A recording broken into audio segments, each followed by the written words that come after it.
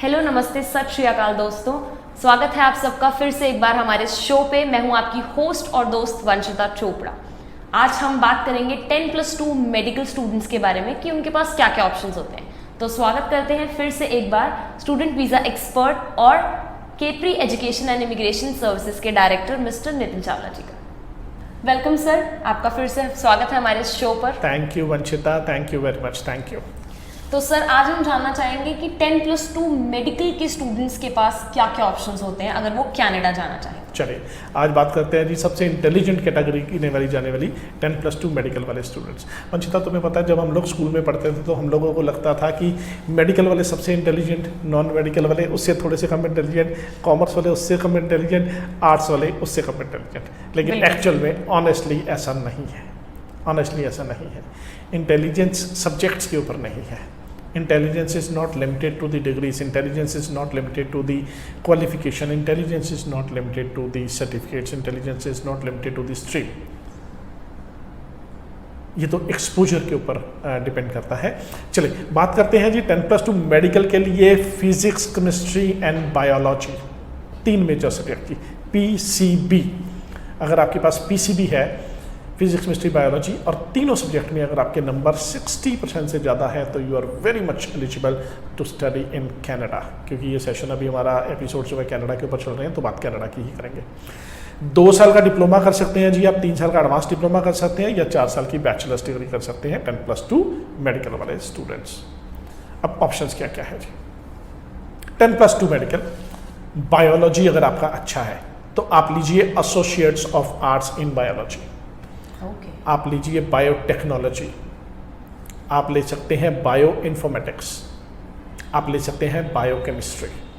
ये चारों डिप्लोमास आप ले सकते हैं, या एडवांस डिप्लोमा ले सकते हैं, या डिग्री ले सकते हैं। जैसे मैंने बताया, डिप्लोमा 2 साल, एडवांस डिप्लोमा 3 साल की स्टडी, डिग्री 4 साल की स्टडी। केमिकल जिनका अच्छा है जी, केमिस्ट्री अच्छी है, chemical engineering technology, chemical engineering technician ले सकते हैं जी वो लोग।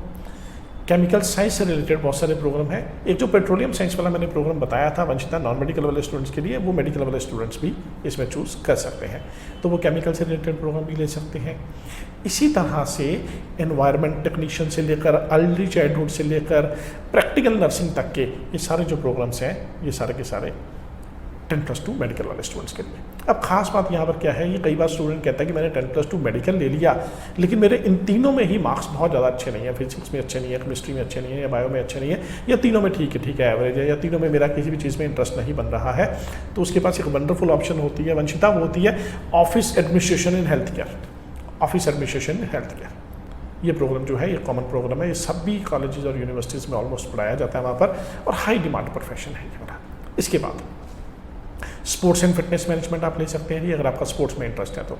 अर्ली चाइल्डहुड अगर आप ले सकते हैं, अगर आपका छोटे बच्चों में इंटरेस्ट है तो। जेनेटोलॉजी अगर आप ले सकते हैं तो आप जेनेटोलॉजी ले लीजिए। तो हेल्थ केयर से related, even social service worker जो प्रोग्राम है वो भी 10+2 मेडिकल वाले स्टूडेंट्स आमतौर पर ले लेते हैं।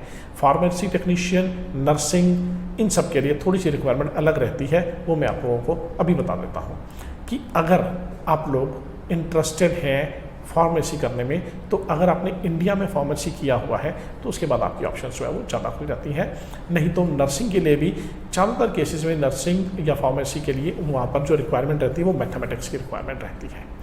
अब यहाँ एक चीज़ मेंशन मैं कर दूँ कि अगर आप डिप्लोमा ले रहे हैं, जैसे बायोटेक्नोलॉजी, बायो इन्फॉर्मेटिक्स है, केमिकल लैब टेक्नीशियन है, केमिकल लैब टेक्नोलॉजी है, या आप ऑफिस एडमिनिस्ट्रेशन हेल्थ केयर ले सकते हैं, स्पोर्ट्स एंड फिटनेस मैनेजमेंट ले रहे हैं, तो यहाँ पर आपके पास एक बहुत बड़ा प्रोग्राम है, वो है bachelor of health science public health. बहुत हाई डिमांड प्रोफेशन है, बैचलर्स डिग्री लीजिए। पब्लिक हेल्थ की डिमांड वहाँ पर थोड़ी सी ज़्यादा है, तो पब्लिक हेल्थ केसेस में आप अप्लाई कर सकते हैं। तो ऑप्शंस खुली हैं जी, बहुत सारी ऑप्शंस अवेलेबल हैं। स्टूडेंट्स के ऊपर डिपेंड करता है कि वो डिप्लोमा ने, डिग्री है, या एडवांस डिप्लोमा ने जी।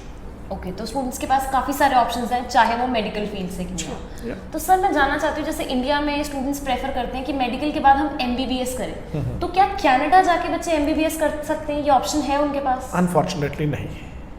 आप एसोसिएट ऑफ साइंस लीजिए, उसके बाद आप बैचलर्स ऑफ साइंस ले सकते हैं, या वहाँ PR होने के बाद अब वहाँ पर आप टेस्ट दे सकते हैं MBBS में सीट लेने के लिए, MBBS एडमिशन के लिए। Then only you can move forward to do MBBS in Canada.